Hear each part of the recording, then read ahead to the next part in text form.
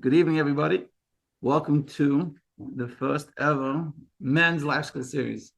We want to be a big shout out to Hanan for organizing this and really giving us the important skill that we need to have to learn how to run our finances in a proper way, in a mental way, and hopefully we'll be able to live a financially fulfilled life and not take care of our needs for the family and for the Jewish community and for the Chassidus.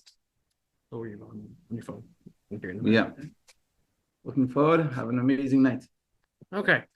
So those of us on Zoom or other online methods and those of us here, hopefully we're seeing my screen.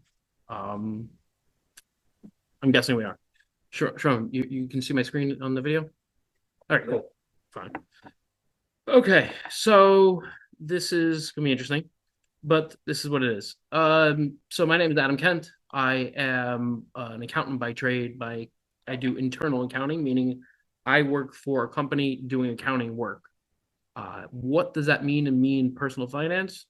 Well, more than you'd think, because there's a lot of different areas people work in accounting, and common people think tax. Tax is great.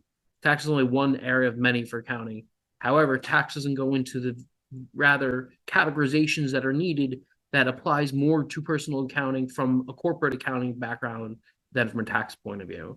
I happen to have my master's degree in accounting from YU, as well. I am an MBA candidate at YU, and I'll be finishing in a few months with my MBA as well. So if you want to know my credentials, there you are. If anything you hear tonight you think is not right, don't trust me. Just Google it, find it, and you can come back to me and say, hey, I saw this. Like, what does that mean? We'll talk it out. Because first thing, I'll get into a little bit more details, but thing with personal finance is a lot like dieting. Everyone has their own opinion, and they're all partially right to some extent. Some are more right than others. But we'll get into that more in details in the class. So that's my background, so you know why you should at least trust me. And besides the fact, I probably read more personal finance books than anyone else I know, and I can show you my shelf at home, and it's quite extensive on the various people I've read from and the different versions of the same author I have too.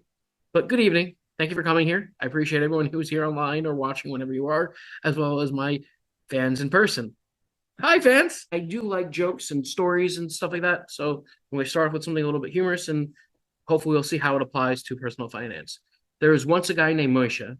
Moshe lived in a town where there was a heavy rain. Rain got up to Moshe's the footsteps of his door, and people were saying, Moshe, you gotta go. Like, it's time to evacuate. And he said, no, Hashem will save me. Well, now the water raised above to the door, and now he's sitting in his window, and halfway through the door, and he's sitting at the window, and people are like, Moshe, come on. Like, we can still save you. He said, no, Hashem will save me. Now the water's past his first floor. He's sitting in a second floor window, and the boats are coming by, and people are like, Moshe, come, we'll save you. And he's like, no, God will save me. Hashem will save me. I'm fine. And then now the water's all the way up to his roof, and the helicopter comes, and they drop the rope, and they say, Moshe, come, we'll save you. And he says, no, Hashem will save me. Needless to say, Baruch Dynamis, we think we all know where Moshe went. And when he went up to heaven, he went up to Hashem and said, hey, how come you didn't save me? Hashem says, what do you mean? I sent people to warn you. I sent a boat. I sent a helicopter. How many ways do you want me to come and save you? So that's a lot like, oh, just mute yourself. Oh, you're just hearing it. No, you're hearing the feedback. All right, fine. We'll deal with it. Sorry for the feedback, technical difficulties. All right, so we got Moshe, and what does that have to do with finances? Well, we'll find out as we get on, but you'll see the fact that it takes more than just hoping for God.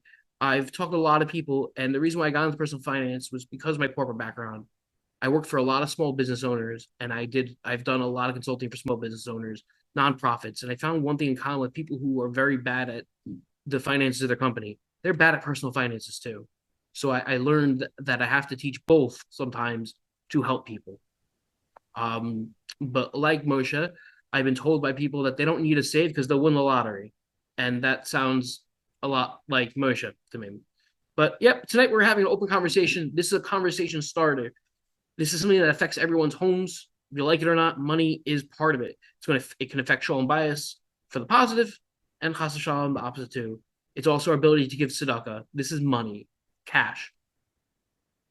I want to be one thing clear. This is not me going to be judging you on how you spend your money or how you save your money or how much you make. I could care less. I'm here to help you and give you the information that you need to know for this topic. So this is not about investing tips, even though I will talk about investing a little bit very quickly. This is not a get rich quick. This is just life skills. And it's more about tzedakah than it is about anything else. And I do apologize for the tzedakah being spelled wrong. I blame AI slop, and I didn't have time to fix it. I apologize. So without further ado. So money is not a tool. Financial stress is one of the biggest sources of tension in a lot of families these days. Not because people don't care, it's because people don't have the knowledge to how the stress affects them. And it's going to affect your judgment, chas v'shalom. It's going to affect patience possibly, and also peace of mind. People who are struggling with finances tend to sleep less, and that kind of spirals into other issues. It's not uncommon that I've worked with mental health counselors in conjunction with some clients because there are some issues that are definitely going on there that are beyond my ability to help, which I'm fine with bringing in more professionals if someone's willing to have some help there. So money can feel unclear. Everything is heavier when that happens. The decisions all of a sudden, instead of being calm and cool, they're urgent. Out of nowhere, you have to do this. When you reduce all these unknowns, anxiety will drop, hopefully. And even though numbers aren't perfect, clarity does help. So even if everything's not working perfectly, sometimes just knowing what's better is going to help more.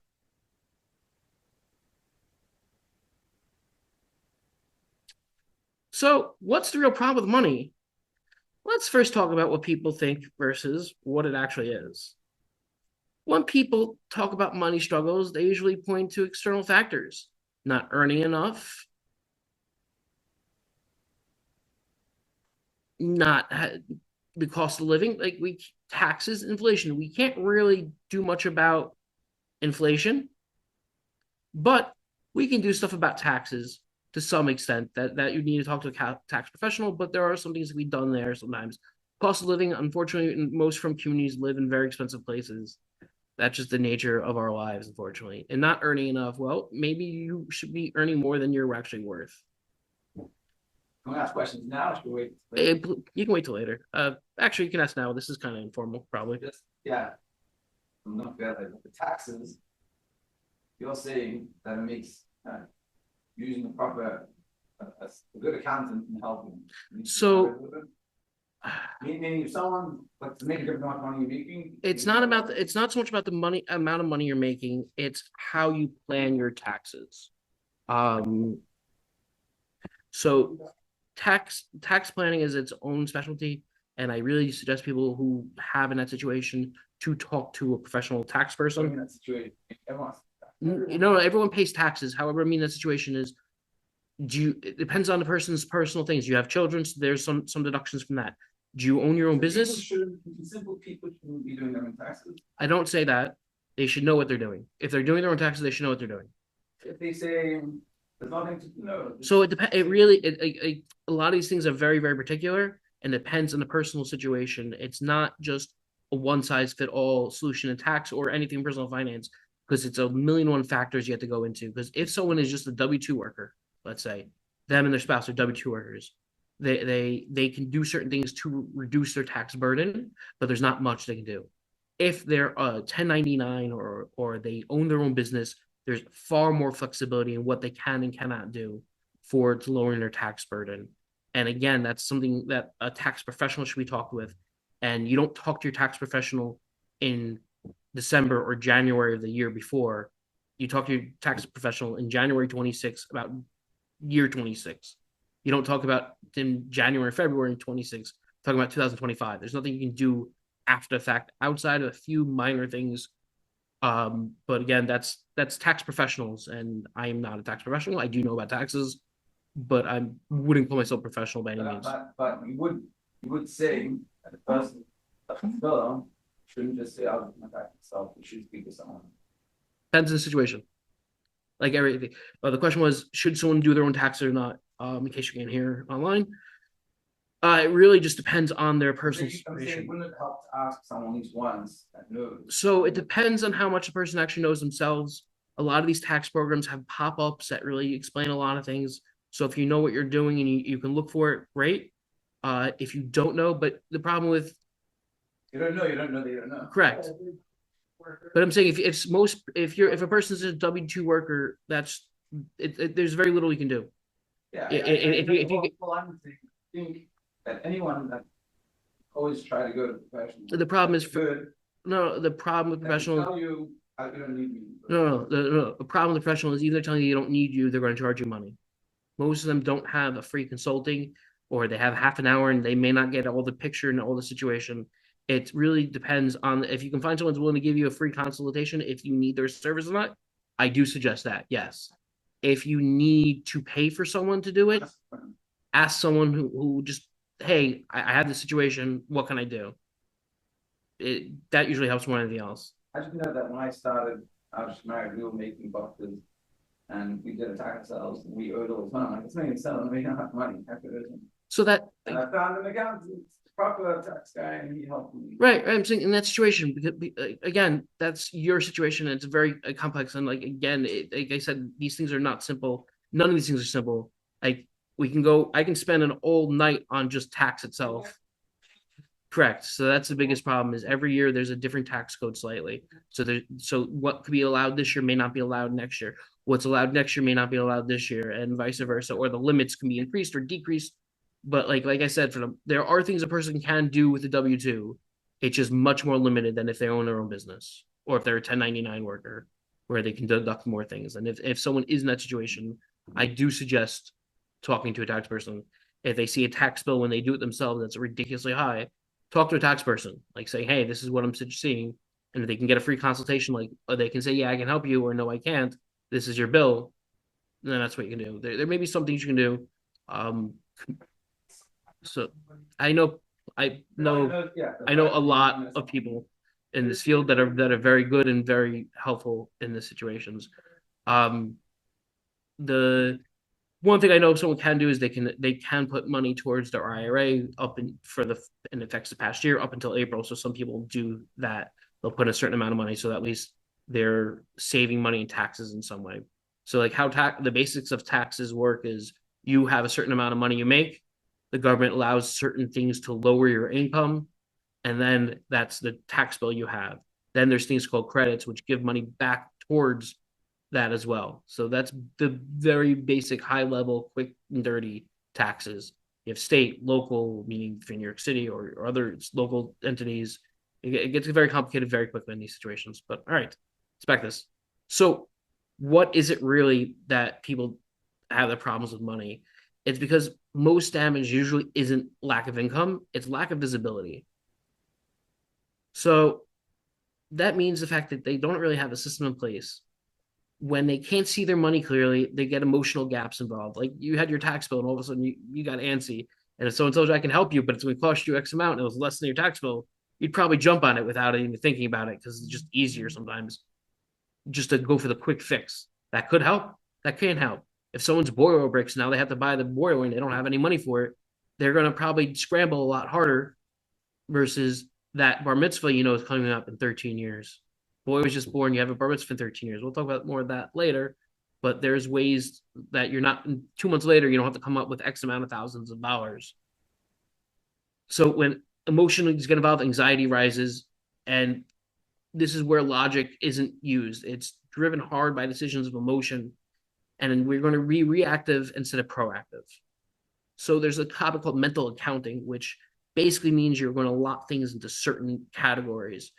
Your rent, your grocery money, tuition, and fun money. What are you really spending on? Is that thing we're buying, is that something you need or is that something you want for fun? I'm not advocating people don't spend money on fun.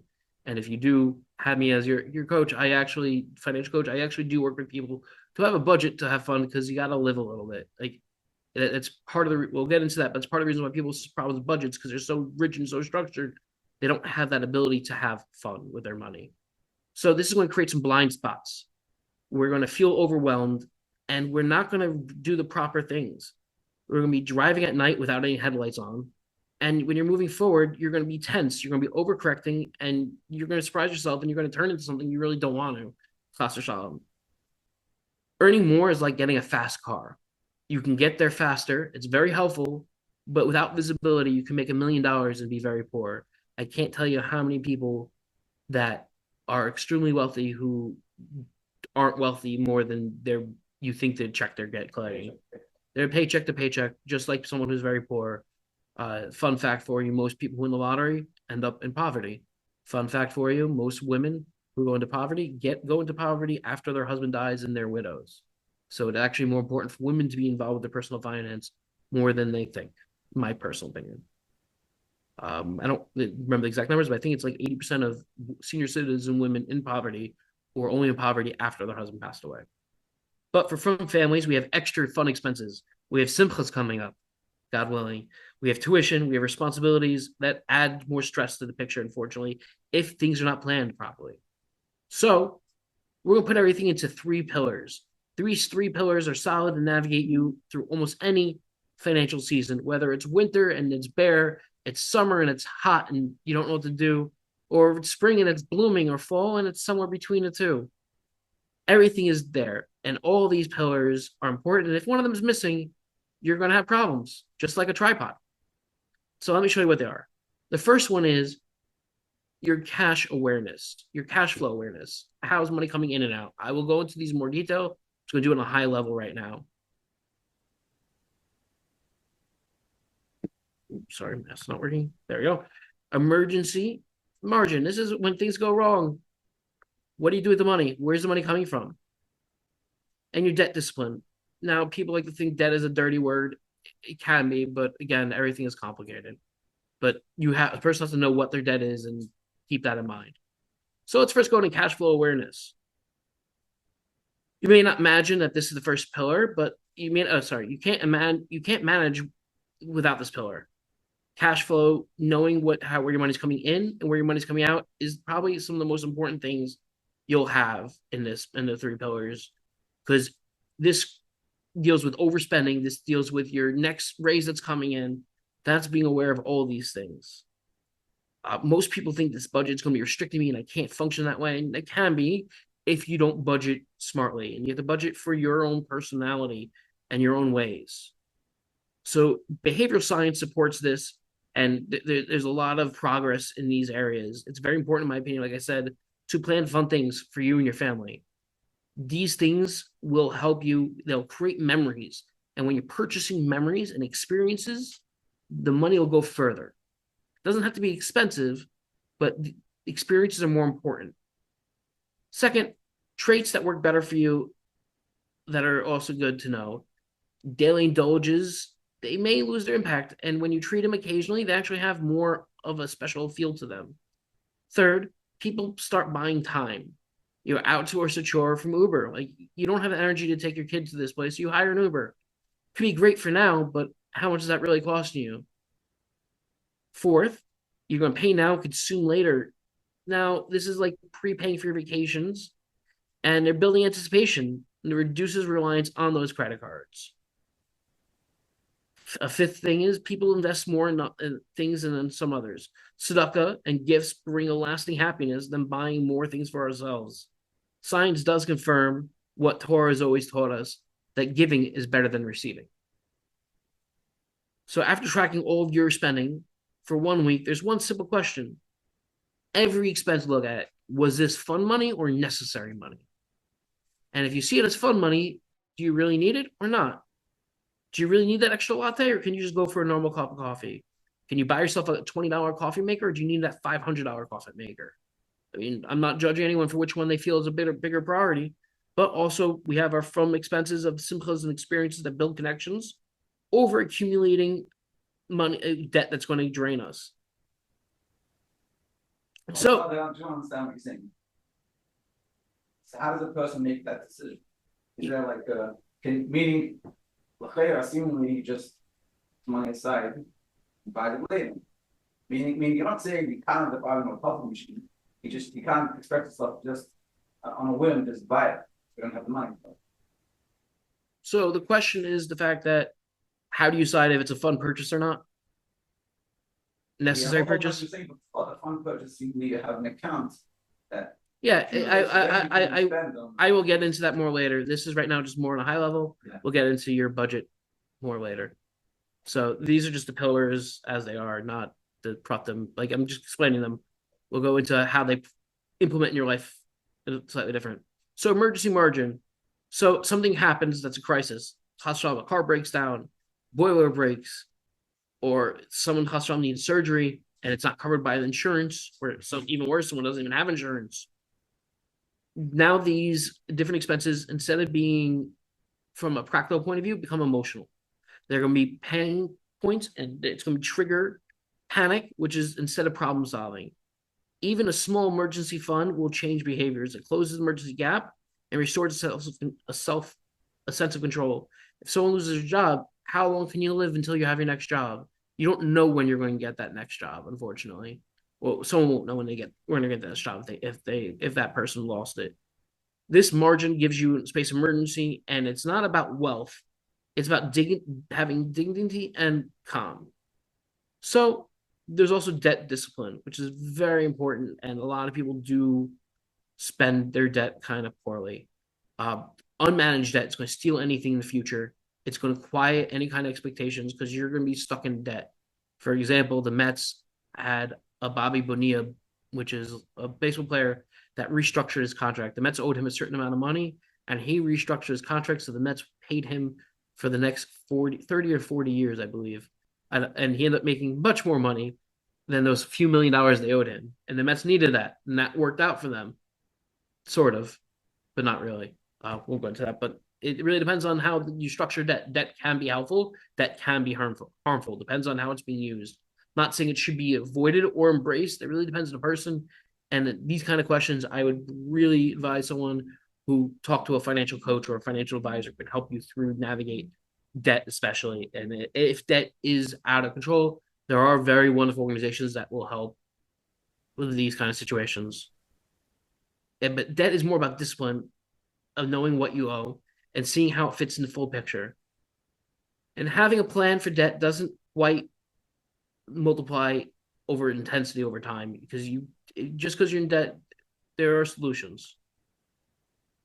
So why is all this advice confusing? Everyone's giving different advice, and as you heard from me and Sharon, there are a lot of opinions on certain simple things.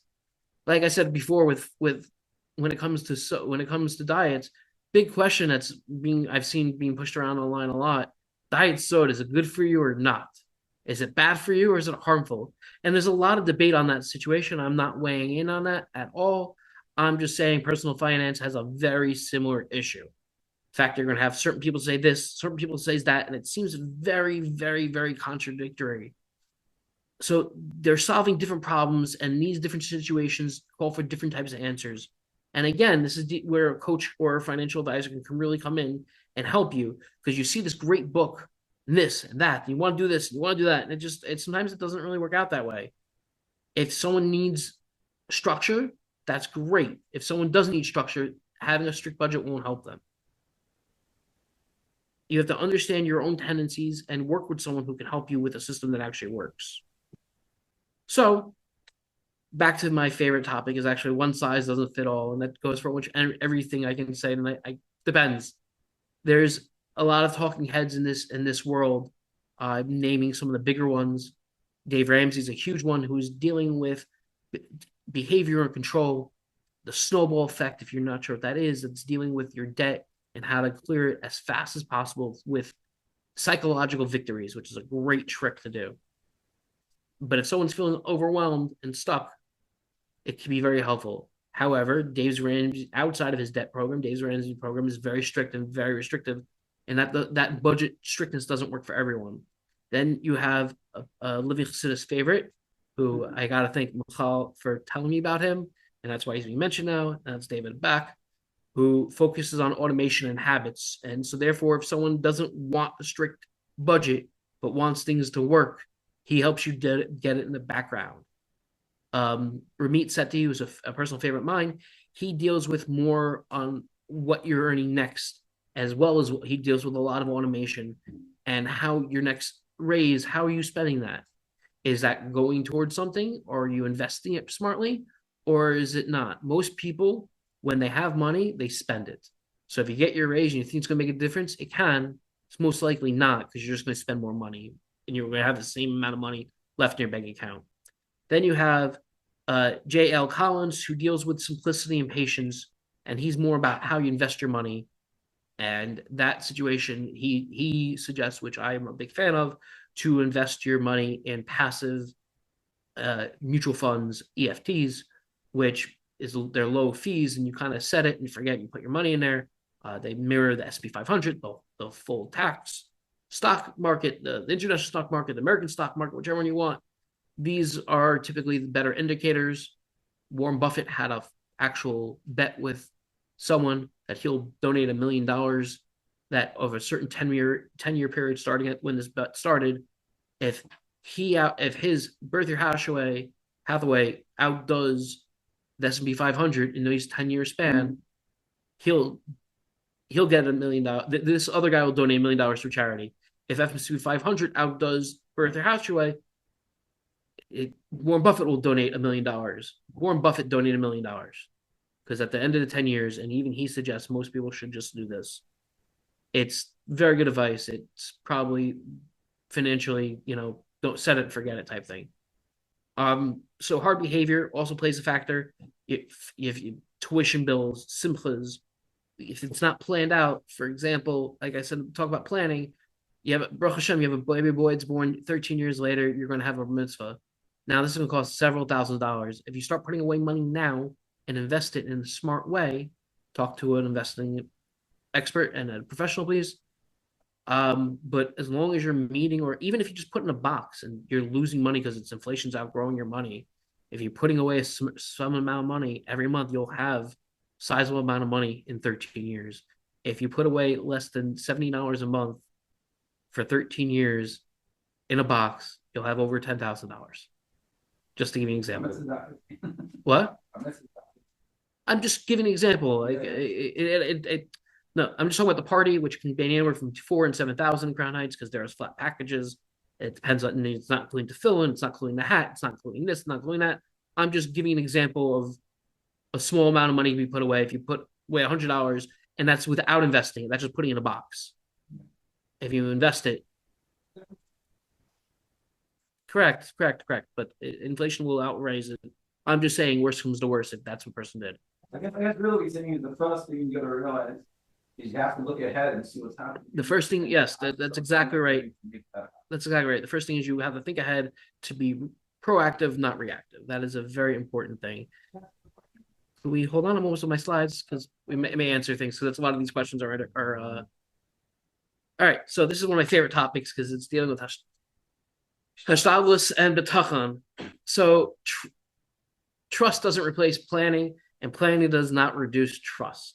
Just like my story earlier with Moshe, he had full Betachon that Hashem will save him, and he didn't plan well. If he planned better, he could have been much better off. They go hand in hand. Financial clarity creates space for real Betachon. This is Hashtaglis. Proper effect that allows trust in Hashem without constant crisis. When money feels chaotic, even tzedakah becomes stressful and pressured. Now I'm saying tzedakah is a great thing, and I'm not trying to minimize it, but there are time frames where someone should give less than tzedakah. Speak to a rav, and I'm being very serious with that. Some people say, I got to give 10% no matter what off the top, and there's reasons to do it. There's reasons. Correct. I was about to say, there's a great share from Rabbi Yaakov Azdaba on tzedakah. If you're interested, please listen. I listened to it. It's an amazing share, and it really gives a lot of clarity in these topics. And he answered a lot of very tough questions, in my opinion, like a true champion that he is. Thank you, Rabbi Azdaba, for that amazing share you gave a few months ago. So this is what a person has to give. You have to give within your margin, and you have to have visibility and know what you're giving. Put your tzedakah money maybe in a separate account so that way you know how much you need to give. Behavior science confirms what the Rebbe teaches. Pre-social spending, investing in others creates more happiness and self-focused purchases. If you're putting money into yourself, meaning your selfish desires, you're going to have less enjoyment than if you help others. And that is a big proponent of tzedakah. For example, there is a very famous story, which um, it may have been a few different people. One of the people is Rabbi Shimon Wertheimer. Montefiore is another person that's placed. Also, give me 1 second.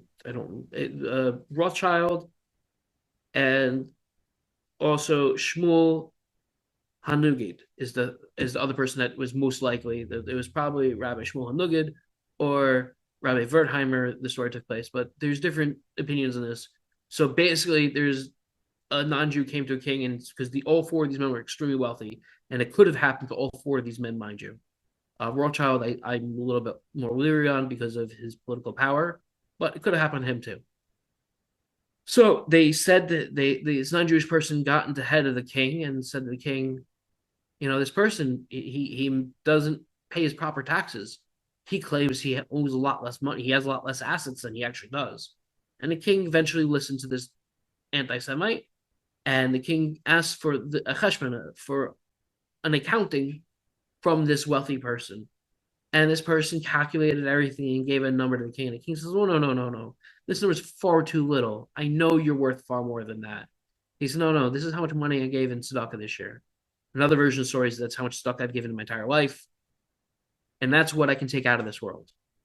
It's a very valuable lesson. The fact that these very wealthy men, they didn't count their wealth in the millions or maybe the hundreds of thousands, whatever it was in their time frame, because these people could have bought and sold anyone that they met individually without any problems. It was more about what they gave to help others that made their self-worth. And I think that's very important. And also, fun fact, that researchers found across all income levels and cultures that in giving to others helps someone's own perspective of their own health. Giving is not a mitzvah. It's just how Hashem wired happiness. Giving is better if you can. And if you can't give money, you can give time. Like talk to Rav again about tzedakah, but I'm a big proponent of giving it when you can. The Torah allows us to test Hashem through tzedakah, but responsibilities come through. A person can't give halfway the fortune and say, "Hey, Hashem, bless me," when they can't pay their bills. Fortunately, I heard about a case today, someone that's in huge debt, and someone's trying to help them out to get out of the debt, and the person just refuses to stop giving huge amount of tzedakah, even though they're in huge debt. I don't know the halachic responsibility of it, but the person I was spoke to Rav and had a din for this person. The person wasn't listening, unfortunately. Hopefully, the person will listen and get the help they need, because it's very important to not be drowning in your debt. So establish through cash flow awareness, let tzedakah flow naturally. It shapes the giver, and it's going to bring huge brachas. Clarity does not replace bitachon, but it makes it real trust possible. So what can we do now? Track your spending for a week. Break down the mental accounting, meaning break down the different categories you have. Break it down however you want. If you want, give me a call. I do financial coaching.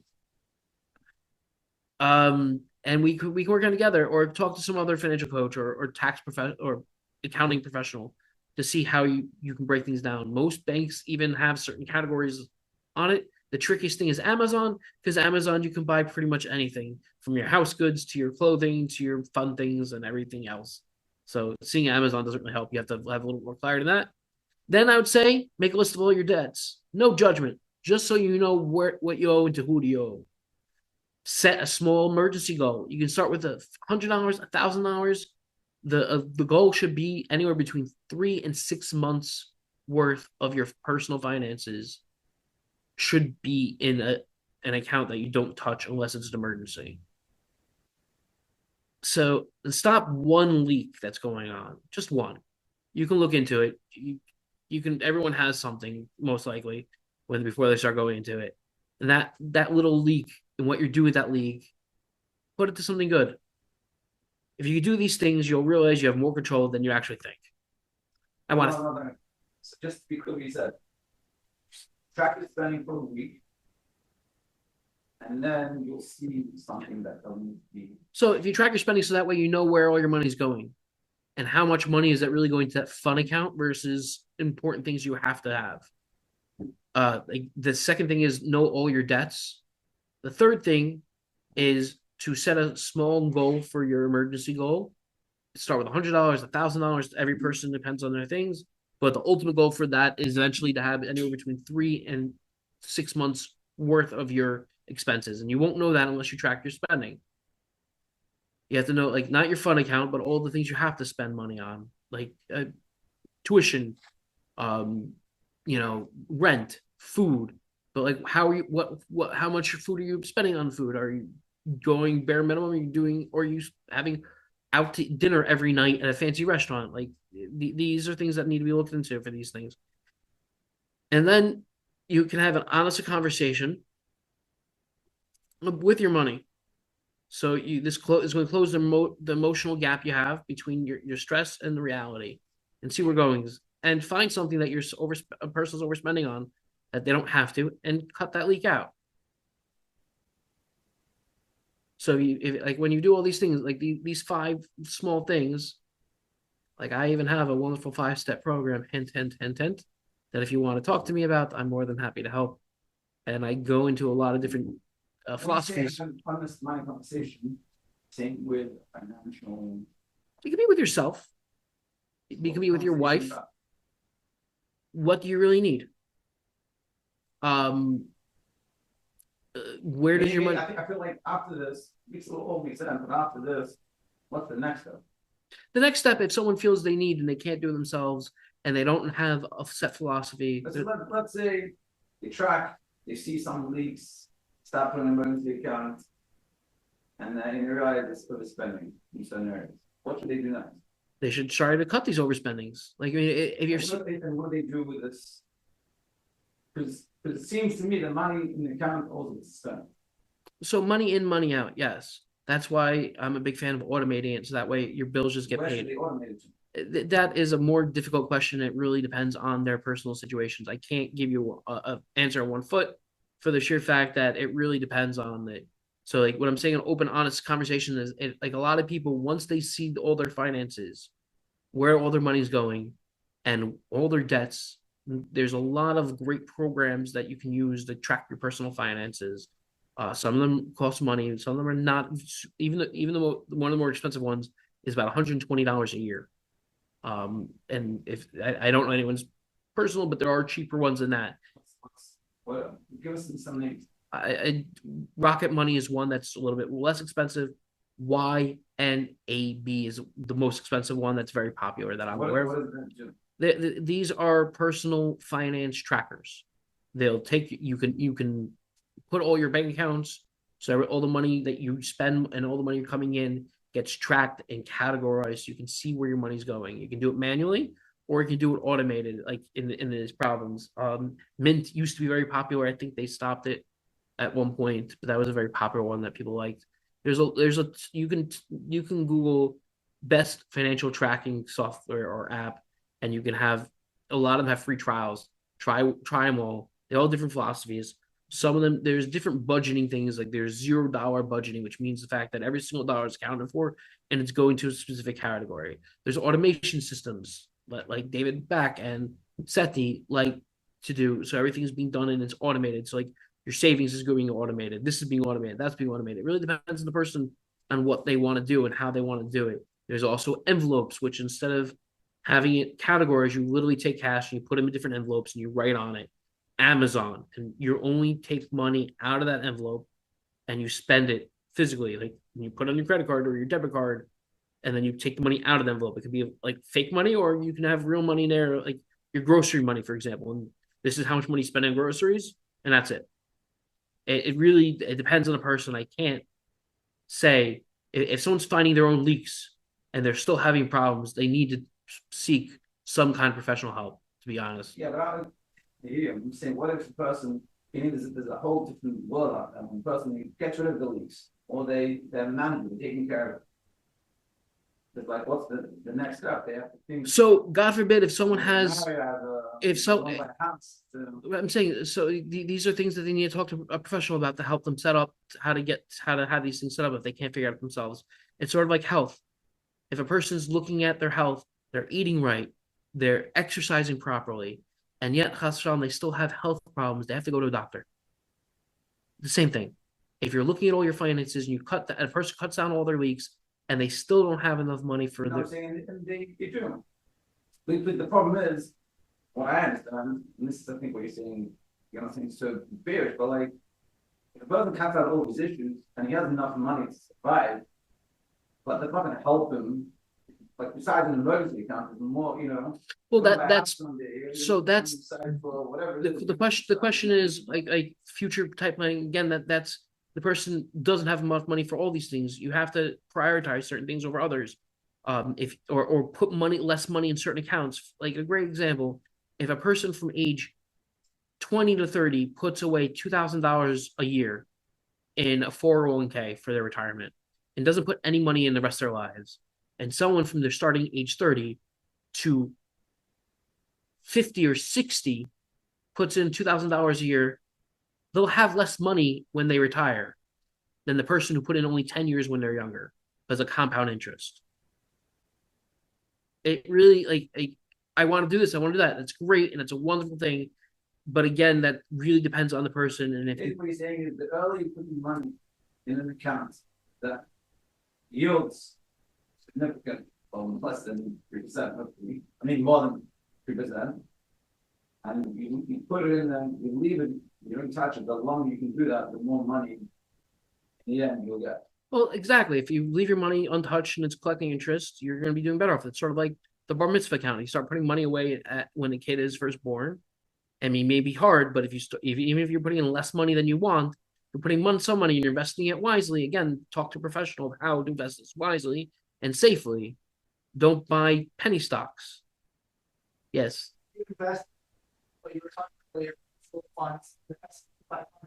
I heard that the average per year return on investment is around 10%. So it fluctuates anywhere between as low as 8 as high as 12. As an example, from 2025, the S&P 500 gained 22.3%, if I remember right. The number, it was over 20% for sure. Some years under 4 years ago, it wasn't doing so well. It really depends year to year, and it's definitely more. It can be less though. Some years it does crash. It really depends. Like the 2008 crash, stock market crash. Like these things happen. I heard it's so crash it up it's again, but you can't predict these things. It's very. I'm saying if you can hold on crash, it's always a risk, but it's generally leaving in the bank, there's 3%. Right. It's again talk. This is something I can discuss off camera and talk to people one-on-one and see where they're holding. And this is not a simple 1 foot answer on anything. These are very good questions, but they're very complicated and out of scope of this course. These kind of questions I feel are more geared to one-on-one to your own personal spending, and I have no problems talking to these things. But to talk about an open forum where everyone's holding different places, like buying a house versus paying off your college tuition bills, like from student loans, are very different conversations. What's more important depends on where the person's holding and how much money they have in this and that. These are all very important things that have to be taken into consideration for sure. But sure you're saying that everyone should be having consistently putting money aside for later. If I'm making $1,000 a month, I shouldn't be just covering my expenses. That money also be put aside for the future. Can it really, like I said, it depends. Are you saying there's a person that you would tell them, listen, you're making $1,000 a month and that's all you spend, it's fine.